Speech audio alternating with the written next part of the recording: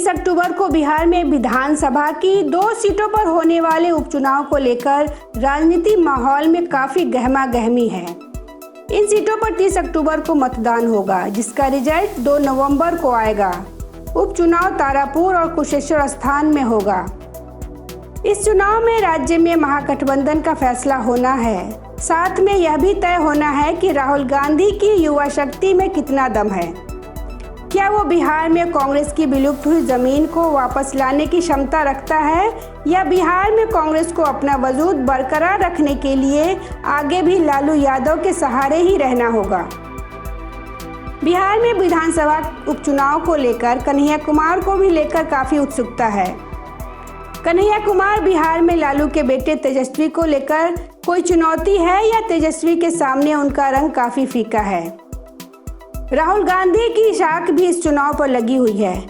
राहुल ने जो युवा पर जोर लगाया है कि वो सही दिशा में उठाया कदम है, या कांग्रेस जैसा चल रही है वैसा ही चलती रहेगी।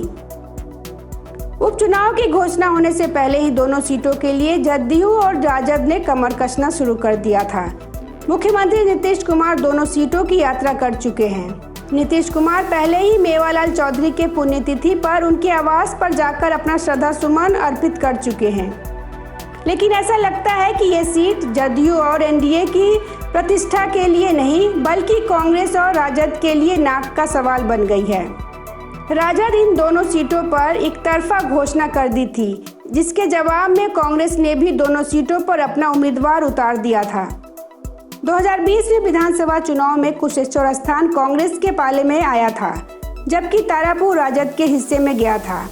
इस लिहाज से राजद को महागठबंधन के लिए एक सीट छोड़ देना चाहिए था, लेकिन राजद ने एक तर्क दिया कि विधानसभा चुनाव में कांग्रेस के लिए अधिक सीट छोड़ दी थी, जिसका नुकसान पार्टी और गठबंधन दोनों को उठाना पड़ा था। दरअसल राजद की चिंता अपने वोट बैंक टूटने की है। सिवान के पूर्व सांसद शहाबुद्दीन के समर्थकों ने बाइकॉट राजद की मुहिम चलाई रखी है। उनकी शिकायत है कि कोरोना से मृत्यु के बाद उनके जनाजे को उनके गांव लाने में कोई भूमिका नहीं दिखाई थी। अब शहाबुद्दीन के बेटे की शादी में हाजिर होकर समर्थकों को मनाने की कोशिश की गई है। राजद को मालूम है कि कांग्रेस की नज़र मुस्लिम वोट पर है। कांग्रेस युवा को मौका देकर कांग्रेस से नाराज वोटर को रिझाने की कोशिश कर रही है। ऐसे नौजवानों में मुस्लिम वोटर के साथ साथ कन्हैया कुमार का नाम भी जुड़ गया है। सूत्रों का कहना है कि कन्हैया को कांग्रेस में शामिल करने से पहले राजद से सलाह ना लेने से भी राजद काफी नाराज है। इसलिए राजद की तरफ से कन्हैया के खिलाफ काफी ताबड़तोड़ हमले हुए। फिर 30 अक्टूबर को होने वाले विधानसभा चुनाव के लिए कांग्रेस को विश्वास में लिए बिना राजद ने अपने उम्मीदवार खड़े कर लिए, जिसके जवाब में कांग्रेस ने अपना उम्मीदवार भी उतार दिया। बिहार उपचुनाव में कांग्रेस और राजद की लड़ाई दिलचस्प हो गई है।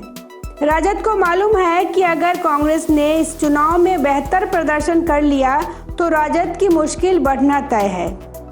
Bureau report, public news.